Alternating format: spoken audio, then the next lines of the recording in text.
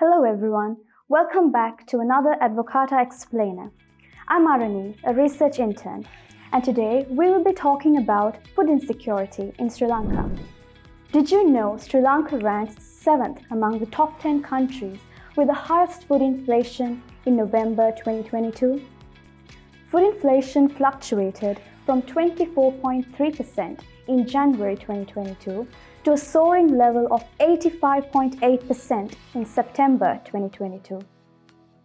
Sri Lanka's economic crisis and high levels of food inflation have deepened the risk of food insecurity, with 36% of households being called food insecure. Almost half of the households in the southern province were food insecure, followed closely by the Sabaragamuwa province and the Uva province. So what is food security and food insecurity? Food security exists when all people at all times have physical and economic access to sufficient, safe and nutritious food that meets their dietary needs and food preferences for an active and healthy life. According to the FAO, there are 4 dimensions of food security: food availability, food access, utilization and stability.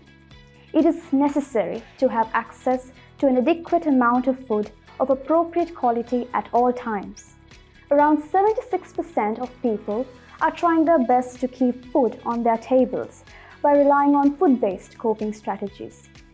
73% are relying on less preferred food, 52% are limiting portion sizes, and 40% are reducing the number of meals consumed.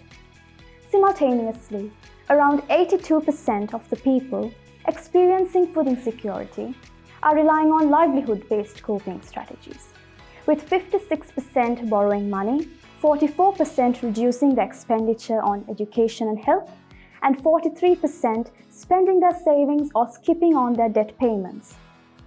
Did you know certain factors such as the type of income, the household headship, the location of your household, and the highest level of education your family has received can affect food insecurity?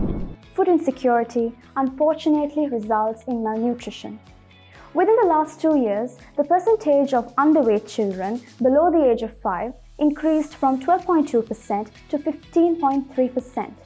Children with wasting increased from 8.2% to 10.1%, and children with stunting increased from 7.4% to 9.2%. So what can be done to solve this problem in the future?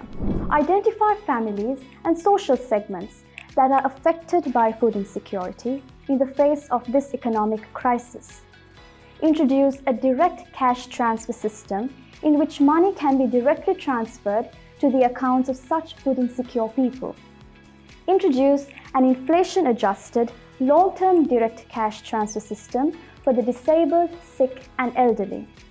Introduce a system for temporary financial assistance or the upliftment of livelihood of the low-income earners and/or those who have currently lost their jobs and income streams due to this economic crisis. Provide direct financial support to meet the nutritional and dietary needs of pregnant and lactating mothers and young children. And finally, remove the existing regulatory and policy barriers to enhance domestic production, access to rural markets, and market freedom. That brings us to the end of today's video. Thank you for watching.